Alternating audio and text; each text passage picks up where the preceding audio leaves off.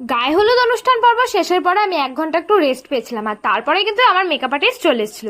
দেখো আমি কিন্তু সাজতে বসেও পড়েছি, আর সবার ফার্স্টেই কিন্তু আমাকে শাড়ি পরিয়ে এখানে দিদিভাই ভিডিও করছিল যে আমার কেমন লুক চাই কি না। আমি তো বলেছিলাম সমস্ত কিছু আমি তোমার উপরেই ছেড়ে দিচ্ছি, তুমি আমাকে এমনভাবে সাজাও যাতে দেখতে আমাকে পুরো লক্ষ্মী ঠাকুরের মতো লাগে, আর আমাকে যেন খুব সুন্দর দেখতে লাগে, মানে আমি নিজেকে দেখেই যেন চিনতে না পারি।